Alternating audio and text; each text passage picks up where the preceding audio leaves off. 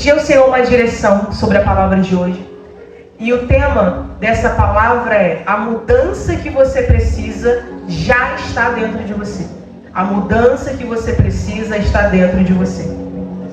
E lendo aqui o capítulo de Marcos, Marcos 7, 21 diz assim: pois do interior do coração do homem vêm os maus pensamentos.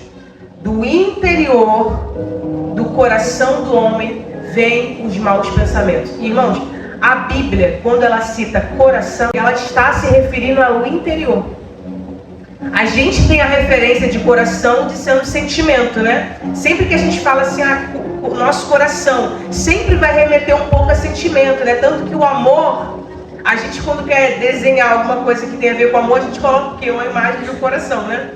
Então, quando a Bíblia fala do coração, ela não está falando de sentimentos, ela está falando do seu interior, daquilo que está lá dentro de você, suas convicções, suas crenças, quem você é, sua essência, seu caráter, tudo que está dentro de você, o seu interior mesmo, sabe? Então, o tema, como eu falei nessa pregação, dessa palavra, é: a mudança que você precisa está dentro de você.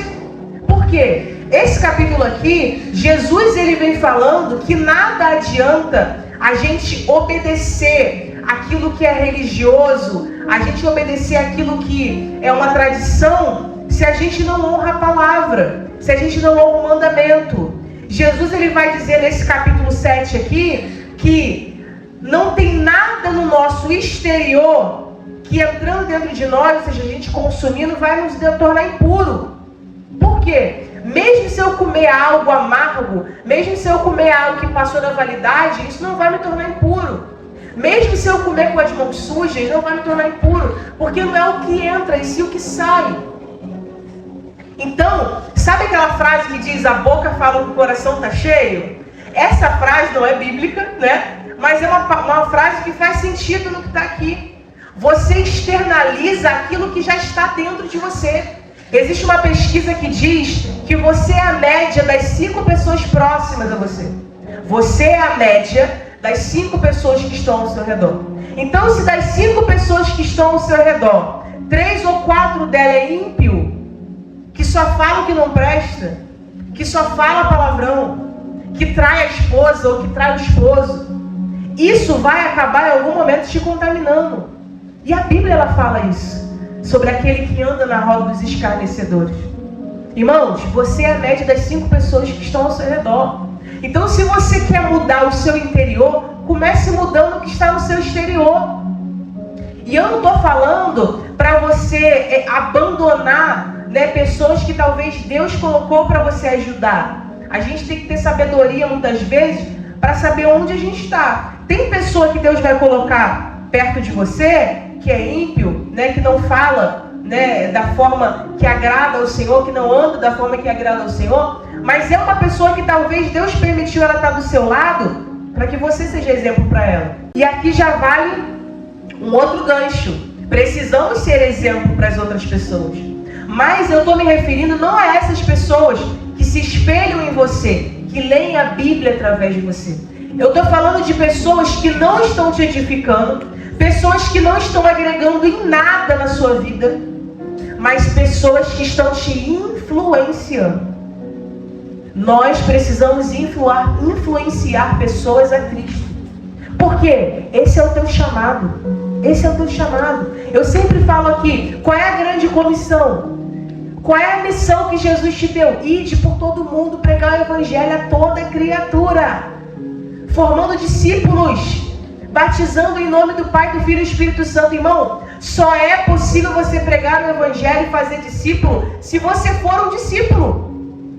Quando nós somos discípulos de Cristo, nós temos que caminhar de acordo com Cristo. Como que Cristo andou? O que Cristo fez? O que Cristo falou? É assim que eu preciso caminhar. Claro que não é pra gente ser robótico, porque é até impossível, Mas Paulo, ele vai nos mostrar que é possível a gente não ser robótico, mas ser temente ao Senhor e viver a favor do Evangelho, Quantos aí que vão nos ensinar, que são chamados de heróis da fé? Quantos, irmãos, que vão nos ensinar que é possível ter vida com Deus no mundo pecaminoso? A Bíblia vai dizer que Enoque era um homem que andava com Deus. A Bíblia vai dizer que Jó era um homem que andava com Deus. Noé era um homem íntegro que andava com Deus. Moisés era um homem que andava com Deus. Estevão, que foi aí depois de Cristo. Estevão era um homem que andava com Deus, que escolheu não se contaminar. Irmão, Estevão não tinha superpoderes.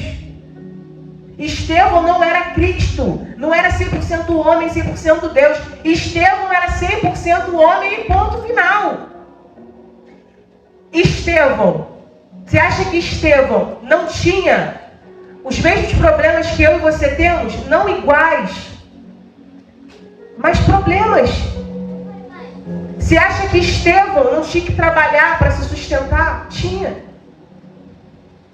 A Bíblia não vai dizer se Estevão tinha família, mas vamos conjecturar se ele tivesse família.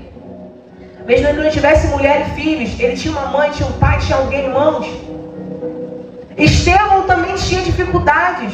Estevão também tinha preocupações. Estevão também tinha tentações. Talvez você ache que o diabo só tenta você, não. Por que eu estou falando com Estevão? Porque Estevão, ele ouviu falar de Jesus. Ele creu. Ele começou a desenvolver fé. Ele começou a pregar o Evangelho. E ele foi um homem que, mesmo sendo apedrejado, ele não negou Jesus. Pelo contrário, no meio da sua morte, está escrito lá no livro de Atos, ele vê os céus abertos. Ele vê Cristo. E eu estou citando Estevão porque para você entender que você pode ter a mesma capacidade. A mesma capacidade, irmãos. Ah, Jéssica, mas é difícil. Era difícil para ele também. Mas se ele conseguiu, por que eu e você não conseguimos? E eu falei que o tema dessa pregação é: a mudança que você precisa, ela está onde? Está dentro de você. Imagina a seguinte situação: 2 filhos do mesmo pai, da mesma mãe, gêmeos. Imagina. 2 filhos que receberam a mesma criação, cresceram na mesma casa, com os mesmos vizinhos, estudaram na mesma escola. 2 filhos que tiveram ali a mesma cultura, tudo, irmão, tudo igual. Tudo igual, pai e mãe criando igual. Esses 2 filhos têm um pai que é alcoólatra, um pai agressor, que quando bebe bate na mãe, chega em casa, bate nos filhos. Esses 2 filhos têm o mesmo pai, que é viciado em bebida. Aí imagina que esses 2 filhos, eles crescem. Um se torna um alcoólatra, o outro encontra Jesus. Tem a sua vida transformada por causa de Jesus. Aí imagina a seguinte situação: alguém chega para eles e pergunta, olha para o filho alcoólatra, para aquele rapaz que agora repete os mesmos padrões do pai, e diz assim: por que você escolheu viver desse jeito? Ele vai olhar para o pai e vai dizer: olha o meu pai. Aí essa mesma pessoa olha para o outro filho que conheceu Jesus, que teve a sua vida transformada, e vai perguntar: por que você escolheu viver essa vida? E ele vai dizer: olha para o meu pai. Vocês entenderam? A escolha é sua. A escolha é sua. Cristo, ele é capaz de transformar a sua vida. Porque Jesus, ele tira as vendas dos seus olhos. Aquele que tem um encontro verdadeiro e genuíno com Jesus, esse é uma pessoa que tem aí a chance de ter a tua vida transformada.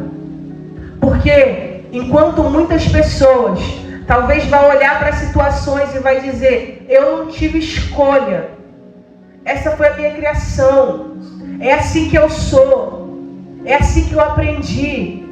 Jesus, ele tira essa venda, irmãos. Vocês acreditam que a ciência, ela já comprovou que antes do seu cérebro agir, antes do seu cérebro Por exemplo, eu mando uma ordem para minha mão se mexer. Como que funciona? Eu dou uma ordem ao meu cérebro e o meu cérebro dá uma ordem ao meu braço, à minha mão para se mexer, certo? E assim é com todas as nossas ações. A ciência já comprovou, preste atenção, e tudo que a ciência comprova, irmão, a Bíblia já sabe, há muito tempo. E a ciência já comprovou que quando você toma uma ação, uma atitude, o seu cérebro tem algum momento ali, antes de você fazer, que você tem a opção de não fazer aquilo ali. Ou seja, é impossível, de acordo com a ciência, você fazer algo, porque eu não tive como não fazer. Porque eu fui obrigado. É impossível. De acordo com a ciência, antes de você tomar uma atitude, você tem a escolha de não fazer aquilo ali. E o que a Bíblia vai dizer? A Bíblia vai dizer que quando nós formos tentados, está escrito lá em Tiago, não diga que você foi tentado por Deus, porque o Deus ninguém tenta. Mas, quando você for tentado, Deus providenciará um escape. Irmão, o escape já está lá. Está dentro de você. Nós temos a escolha. Você pode escolher se você vai viver baseado na carne, vivendo ali pela carne, pelas emoções, pelas ações da carne, ou se você vai viver de acordo com o Espírito Santo. As suas ações dependem exclusivamente de você. É por isso que eu falei, a mudança que você precisa está dentro de você. Porque aquilo que você pratica que é mal, sai do teu interior. Aqui, nesse versículo 21, ele vai citar algumas coisas. A pergunta é, que tipo de mal que vem do seu interior? Jéssica, qual é o mal que vem do meu interior? O que eu posso fazer que me torna impuro? Olha o que a Bíblia vai dizer. Maus pensamentos. Sabe os seus maus pensamentos? Ele vem do seu interior, te torna impuro. A imoralidade sexual, os roubos, os homicídios, os adultérios, as cobiças, as maldades, o engano, a devassidão, a inveja, a calúnia, a arrogância, a insensatez. Todos esses males vêm de dentro e tornam o homem impuro. Tudo isso aqui, ele pode surgir onde? De dentro da gente. É por isso que nós precisamos fazer como o salmista fez. Ele vai em oração, ele vai dizer para Deus, Senhor, olha para dentro de mim, vê se há algum caminho mau e guia-me pelo caminho da justiça, guia-me pelo caminho da retidão. Guia-me, Senhor, para o caminho da verdade, guia-me para o caminho da santidade, guia-me para o caminho da eternidade. Nós precisamos pedir a Deus em oração. Olha para o meu interior, irmão. Maturidade é você crescer, irmão. É você crescer. Basicamente a palavra diz isso, maturidade. O que a palavra maturidade, ela nos lembra? De uma pessoa madura, uma pessoa que cresceu. E Paulo, ele tem uma passagem que Paulo deixou pra gente, que é assim. Ele fala assim, eu gostaria de estar dando para vocês um alimento mais sólido. Ele estava ali falando, escrevendo, ensinando, e ele estava dizendo assim, eu gostaria de falar algo mais profundo para vocês. Só que vocês não estão preparados. Vocês são imaturos. Né? Só que ele escreve, eu gostaria de estar te dando um alimento sólido, mas você ainda se alimenta de leite. Irmão, quem que se alimenta de leite? É bebê, né? Bebê. Imagina uma mãe chegar para o filho e falar, você não vai fazer a tarefa não? Então eu estou de mal com você, não vou falar com você mais. É estranho, né? É imaturidade. Um adulto não pode se comportar como uma criança. E por que eu estou falando isso? Porque a cada ano que passa, você precisa ser mais maduro do que o ano anterior. A cada ano que passa, você precisa evoluir. A cada ano que passa, você precisa crescer. Você precisa olhar para o seu passado e dizer assim, lá eu estava imaturo, mas agora eu estou maduro. É por isso que eu falei, a mudança que você precisa está dentro de você. Depende de mim, de você mudar o nosso interior. Depende de mim, de você pegar o propósito que Deus te deu e botar para frente. Depende de mim, de você fazer boas escolhas. A gente fala muito sobre livre-arbítrio. Livre-arbítrio para cá, livre-arbítrio para lá. Mas a palavra livre-arbítrio não está na Bíblia. O que está na Bíblia, lá no livro de Deuteronômio, é que você tem dois caminhos. Existem dois caminhos. O caminho da vida e o caminho da morte. E Deus, sendo um bom pai, Ele diz, escolha, pois, a vida. Irmão, não se engane, achando que a gente faz o que quer e vai herdar a eternidade. Que a gente faz o que quer, planta só o que não presta e vai colher coisas boas. Como? É muito interessante que tudo que Deus manda eu e você fazer é para o nosso bem. Você já viu um pai falando algo para o filho que não seja para o bem dele? Não, irmão. Quando o pai dá uma instrução é para o bem. Se a sua mãe fala algo para você, se o seu pai fala algo para você, mesmo que esteja doendo aquelas palavras, é para o seu bem. Seu pai e sua mãe são as únicas pessoas que não vão, teoricamente, se forem pais e mães de verdade ali, eles nunca vão querer o seu mal. Nunca. E por que eu estou falando isso? Porque Deus é um bom pai. E tudo que Ele faz e fala para o seu bem. É por isso que Ele fala, escolhe a vida. Já reparou os 10 mandamentos? Os 10 mandamentos apontam para Deus. Por que Deus fala assim, não adultera? Por quê? Não é porque Deus é mau e não quer que você viva essa vida louca, não. É porque Deus é fiel, irmão. Deus, Ele só fala para você ser fiel porque Ele é fiel. Por que Deus, Ele fala assim, não roube nos mandamentos? Porque Ele é justo. Deus é um Deus justo. É por isso que Ele está falando para você agir com justiça. Todos os 10 mandamentos, eles apontam para Deus. Ele pede algo para você porque Ele é primeiro. Deus, inclusive, Ele fala Ele diz para você amá-lo, Quando Jesus, Ele resume os 10 mandamentos em 2, Ele diz, amarás o Senhor teu Deus sobre todas as coisas e teu próximo como a ti mesmo. Quando Ele fala para você amá-lo, é porque Ele te ama primeiro. Então, irmãos, o que você precisa mudar hoje? Qual a área da sua vida que precisa de mudança? O que você tem feito que você sabe que não agrada a Deus, que precisa de mudança? Porque nós temos o Espírito Santo dentro de nós, que nos guia e nos revela aquilo que nós não estamos mudando, não estamos agradando ao Pai. O que você precisa de mudança? A mudança que você precisa está dentro de você. Então comece hoje a falar para o Pai, Pai, olha para dentro de mim. O que em mim precisa ser mudado? O que em mim precisa ser corrigido? O que em mim precisa ser curado? Irmãos, eu falei sobre maturidade porque eu não sou a mesma do ano passado. Eu não sou a mesma do ano retrasado. Por quê, irmão? Porque um dia eu fiz uma oração para Deus e falei, Pai, o que em mim precisa ser curado? Porque, irmão, tem áreas da minha vida que Deus, Ele me curou, que eu nem sabia que eram áreas feridas. Eu falo muito de feridas aqui, mas tem feridas que eu sofri na infância que eu esqueci. Porque o cérebro, ele faz isso. Algo que é muito traumático para você, para te proteger de sentir aquela dor, porque veja bem, o cérebro, ele não sabe identificar o que é real e o que é no seu imaginário.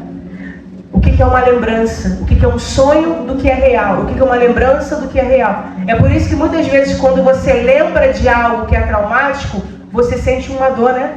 É por isso que quando você vê uma notícia ruim, seja nas redes sociais, no noticiário, você sente algo doer dentro de você. Por quê? Porque está doendo de verdade. Porque para o seu cérebro você está vivendo aquilo ali. Então tem traumas da minha vida, coisas traumáticas que eu vivi, que eu simplesmente esqueci. Não lembrava, irmão, não lembrava mesmo. Só que um dia eu fiz uma oração e eu falei, Pai, o que dentro de mim precisa ser curado? E a primeira coisa que ele fez foi trazer à memória aquilo que foi um trauma para mim. Foi muito dolorido, irmãos. Muito dolorido. Porque quando Deus ele quer curar uma ferida, ele mexe na ferida. E eu já até falei que é como um enfermeiro. Se você está com um machucado, infeccionado, o que vai acontecer quando você for na emergência? Ele vai limpar. A primeira coisa que o enfermeiro vai fazer é tirar tudo que está ruim daquilo ali. Tudo sangue que está ruim. Tudo que está impuro naquele machucado. E olha, dói pra caramba. Dói pra caramba. Mas ele precisa fazer uma limpeza. Para quê? Para vir com um curativo. Para o quê? Para vir com uma medicação. Para esperar o processo de cicatrização. Ferida aberta dói. Cicatriz não dói. Cicatriz lembra que você se feriu. E a gente não tem que esquecer a cicatriz. Sabe por quê? Porque a tua cicatriz, ela vai servir de bálsamo para outras pessoas. Aquilo que você foi ferido, você vai ter autoridade para chegar para alguém e instruir essa pessoa a ser curada. Então, ter cicatrizes não é ruim. Deus permitiu eu passar por coisas que Ele mesmo curou.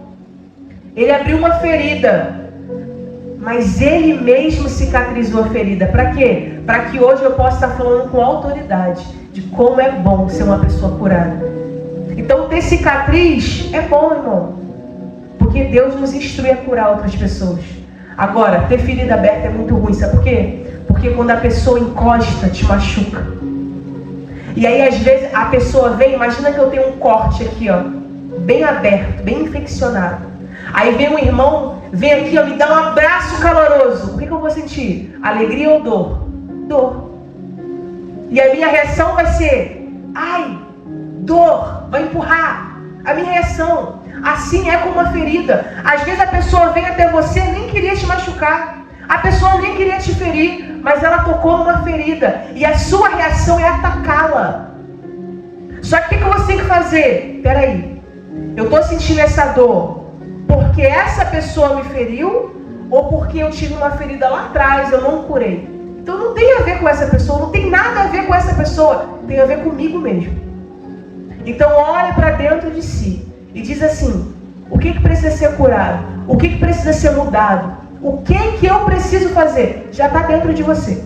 A resposta já está dentro de você. Então que a sua mudança começa de dentro para fora. E eu declaro isso sobre a sua vida. Que você vai ser uma pessoa curada. Que você vai ser uma pessoa madura. Que você vai ser uma pessoa cheia da presença de Deus. Que por onde passar, você ajude, faça discípulos. E não vai ferindo as pessoas que estão ao seu redor. Então lembra de tudo que eu falei. A mudança que você precisa está dentro de você. Aquilo que é mal pode vir de dentro de você. Mas se você for uma pessoa que não anda segundo a carne, porque se você anda segundo a carne, coisas ruins vão sair de dentro de você e vai tornar você impuro. Mas se você anda de acordo com o Espírito Santo, sendo guiado pelo Espírito Santo, instruído pelo Espírito Santo, aquilo que vai sair de dentro de você é uma água que vai sair de uma fonte e vai jorrar para a vida. Essa fonte vai jorrar para outras pessoas. Então escolha a vida, escolha o Espírito Santo, escolha essa fonte. Amém? Eu vou orar pela sua vida. Querido Deus, Senhor, muito obrigada por essa palavra, Pai, que o Senhor nos instruiu nessa noite. Ó Pai, eu quero te pedir por cada um que ouviu essa palavra, por cada um que recebeu essa palavra. Eu quero te pedir por cada um que teve uma semente, ó Pai, plantada no seu interior. Eu te peço, ó Pai, que o Senhor possa regar essa semente. Que o Senhor possa fazer essa semente crescer, ó Pai, frutificar e dar frutos com abundância. Pai querido, como eu falei aqui, olha para cada um de nós agora. Senhor, olha para o interior dos meus irmãos, das minhas irmãs, ó Pai, que estão ouvindo essa oração, ó Pai. Eu te peço, Jesus, que o Senhor revele a cada um aquilo que precisa ser mudado, aquilo que precisa ser curado.